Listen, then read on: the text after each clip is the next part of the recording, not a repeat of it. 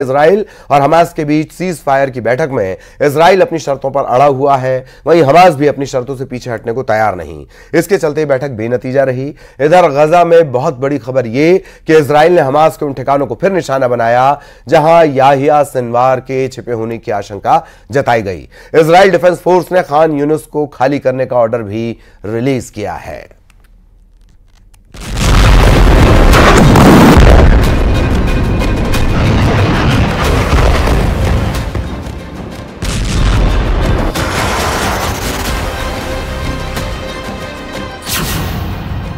11 महीने में 40,000 की मौत, 11 महीने में 18 लाख बेघर, 11 महीने में 92,000 घायल। गाजा का मंत्रालय एक तरफ युद्ध में मारे गए लोगों के आंकड़े गिनाता है तो दूसरी तरफ हमास आईडीएफ पर हमले का कातिल वीडियो जारी करता है। एक तरफ सीज फायर की बात होती है तो दूसरी तरफ साजिश की गहरी परतों के बीच छिपा हमास का ठिकाना मिलता है, जिसका अंत इतने दिनों के युद्ध के बाद भी आईडीएफ खोज नहीं पाई है। गाजा में अभी क्या हो रहा है और क्या होने की उम्मीद है, हम आपको सब कुछ बताने वाले हैं। लेकिन इससे पहले गाजा से आए रूह कपा देने वाले इन वीडियोस को जरूर देखिए। ये तस्वीरें विचलित कर सकती हैं।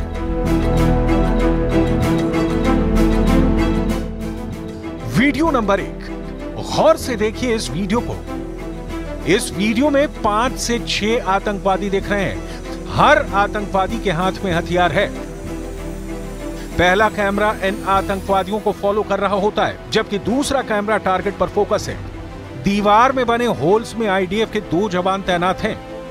आईडीएफ के जवान हमास के लड़ाकों की तलाश में मोर्चा संभाले हुए हैं और हमास के लड़ाके आईडीएफ के जवानों की लोकेशन जान चुके होते हैं। बाकायदा इस पूरे सीन की एचडी कैमरों से शूटिंग होती है और फिर होता है रॉकेट लॉन्चर से पिन पॉइंट अटैक और हवा में हर तरफ धुएं का गुबार फैल जाता है। ये गाजा की आज की तस्वीर। आईडीएफ पर अटैक कामयाब होने के बाद हमास के लड़ाके जश्न मनाते हैं, बाकायदा नारे लगाए जाते हैं। हमास के लड़ाकों का यह वीडियो न्यूज एजेंसी रॉयटर्स ने जारी किया है। अब रॉयटर्स की ओर से ही जारी किए गए इस दूसरे वीडियो को देखिए। वीडियो नंबर 2, हमले का यह वीडियो आईडीएफ की तरफ से जारी किया गया है। आईडीएफ को खबर मिली थी कि दक्षिणी शहर रफा में हमास के लड़ाके छिपे हुए हैं। इजराइल की आईडीएफ पुख्ता तैयारी के साथ हमले का पूरा प्लान तैयार करती है। हमास के लड़ाकों को ट्रैक किया जाता है, बाकायदा उनकी हर एक मूवमेंट पर नजर रखी जाती है, उनकी तस्वीरें ली जाती हैं और तभी होता है एक बड़ा धमाका। धमाके के बाद धूल और धुएं का गुबार फैल जाता है। उसके बाद आईडीएफ ने हमले की जगह पर सर्च ऑपरेशन चलाया तो देखिए क्या मिला। ये एक रेजिडेंशियल बिल्डिंग थी। टेबल पर आरपीजी रखी हुई है, कुर्सी पर आर्मी की यूनिफॉर्म है, कमरे में कैमरा और अंदर जाता है। अंदर जाते ही आईडीएफ को एक ऑपरेशनल टनल दिखती है, साथ ही एक गन जमीन पर पड़ी मिलती है। और अब इस कमरे को देखिए, हमास के लड़ाकों ने कैसे हथियारों को छिपाने के लिए गड्ढे बना रखे हैं। फिलहाल आईडीएफ सब कुछ तबाह कर चुकी है। हमले के बाद इजरायली सेना ने बयान जारी किया। इजरायली सेना ने यह कबूल किया कि हमने पिछले कुछ दिनों में दक्षिणी गाजा शहर रफा में लगभग 100 फिलिस्तीनी आतंकियों को मार डाला है।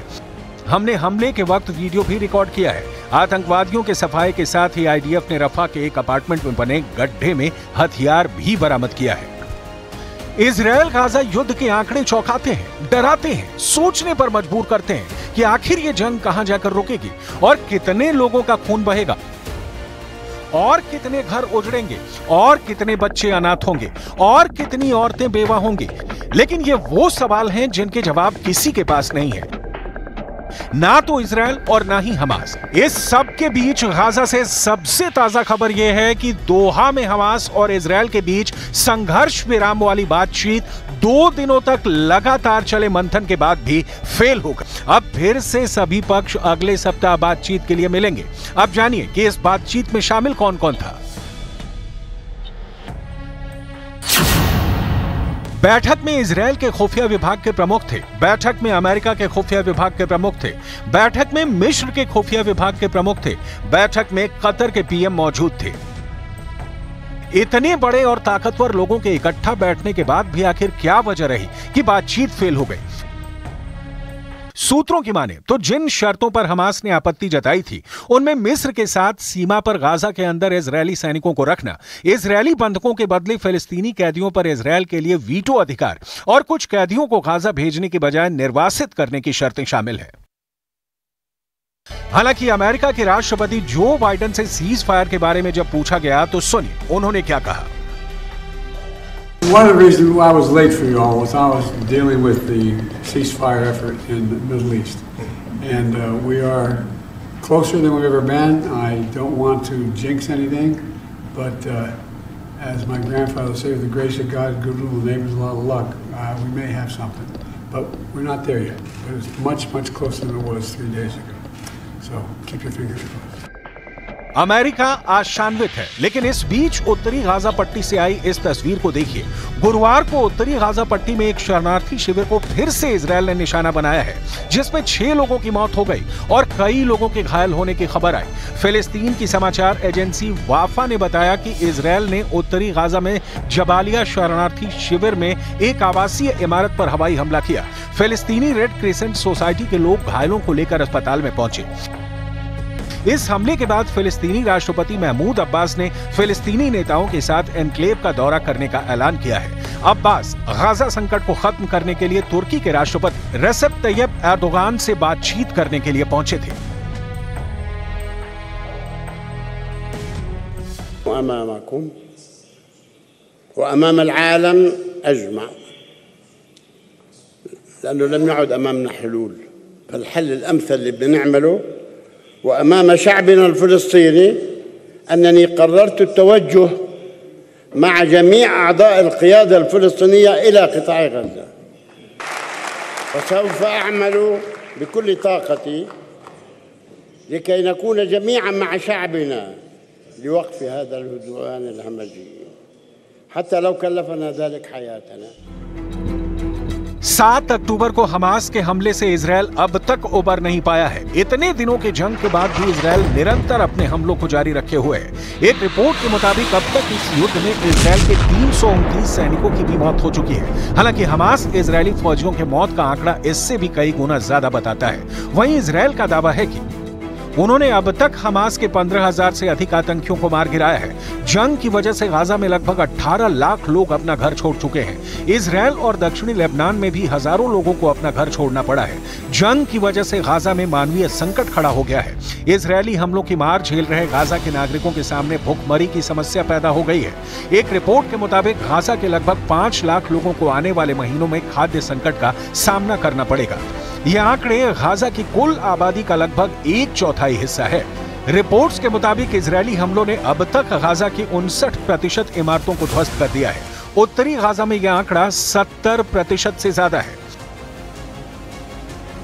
संघर्ष विराम की बातचीत के बीच ही इजरायली आर्मी ने एक बार फिर खान यूनुस को लेकर नया ऑर्डर जारी किया है, जिसके बाद लोग फिर से सड़क पर आ गए हैं। सुनिए इस बुजुर्ग महिला को।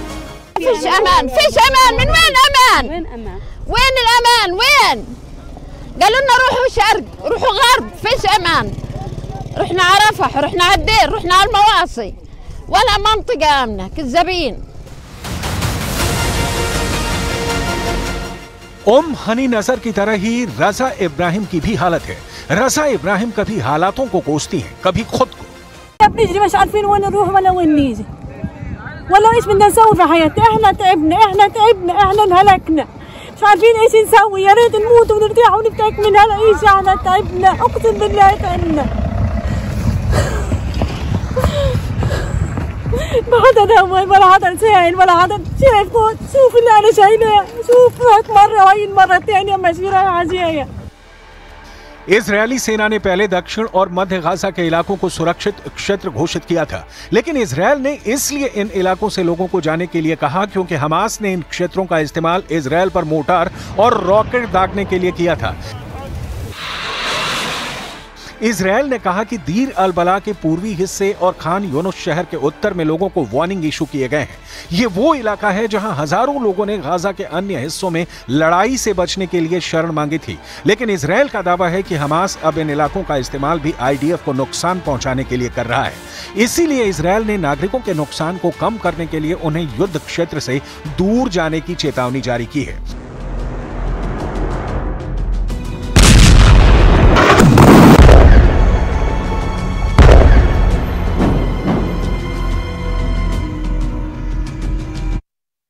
और यहां रुकेंगे एक ब्रेक के लिए।